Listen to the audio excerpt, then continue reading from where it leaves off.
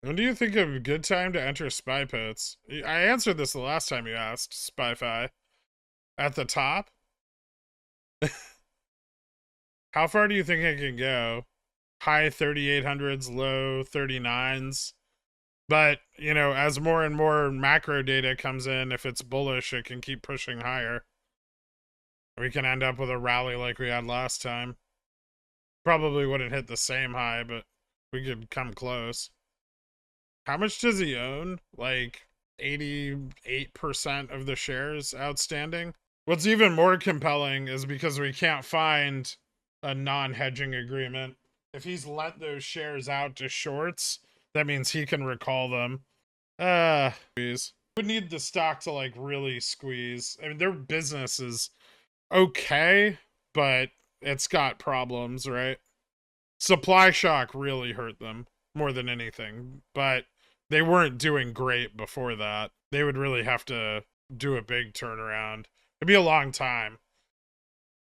If it's squeezed, it's a different story, right? Because they can issue equity and pay off all of their debt and get, you know, some cash under their belt. And obviously that would help them effect a turnaround plan.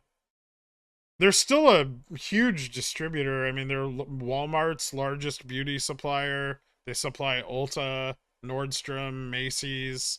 You know, they have more orders than they can fill, which is what got them so far behind in the supply shock, or with the supply shock. So they're not a terrible company. I mean, they're not great, but they're not, you know, I think if they can fix or restructure their debt, obviously they have an opportunity to stay in business, but that doesn't mean the business is going to get better. So I'm not like long-term bullish on REVlong unless they do some crazy shit like the stock squeezes and they issue equity and they have tons of money.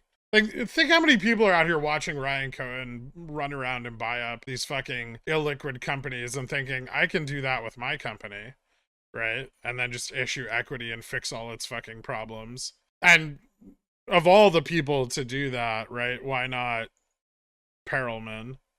I mean, he's like he actually knows Wall Street, you know? Yeah, getting rid of the debt's super important.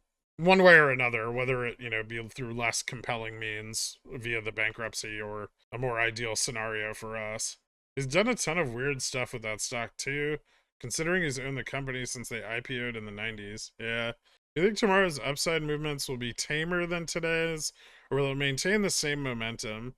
There's still some momentum to be captured above 3,800. I think that's really the pivotal moment where the short side breaks. 3,800 or next week. Both of those are kind of important. I mean, I think a lot of people just like, there's a lot of aspects to the whole Rev thesis, but you know, this one's fairly easy to understand, I think. In the highest volume event in the history of the stock, they shorted REVlong from $8 down to $1.08. 04? 08. Then REVlong immediately was approved for a share repurchase, or for the bankruptcy loan, right? Those shorts are still fucking underwater. We have not seen even remotely the same amount of volume from that point to now. They're trying to trade as little volume as possible in order to prevent FTDs from piling up. They already got it on Reg Show once. They don't want it to happen again. And there's no ETFs to get liquidity from. So it's already a big problem, right? If volume comes in, like if REVlong isn't going to be delisted or shares are recalled because it is, you know, there's a lot of scenarios that can happen where, you know, REVlong has a potential catalyst. And if it does, you know, on a move to fucking $10 and hit almost 500% IV, it may not turn out the way we want, right? It could just crash. But can you tell us what you know about stocks delisting? I mean, the NYSE has, there should be a system of checks in place. If REVlong meets all the qualifying standards, it should remain listed. But at the same time, it's up to a private committee and it's ultimately their decision, right? During that high volume period, you know, REVlong was failing at rates of like 74% of the shares traded that day. The potential is insane. The question with REVlong is, will it realize the potential or not? And that's where the risk lies. That's what risk I'm willing to accept, and that's going to be up to each individual person, though.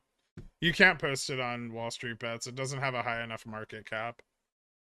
Also, I don't care if they get in or not. Like, institutions will play it. I'm fairly certain that Morgan Stanley bought 400,000 shares to lend to themselves.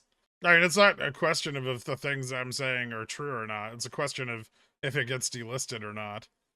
All the things I'm telling you are simply data points. You can check it yourself if you should, as a matter of fact.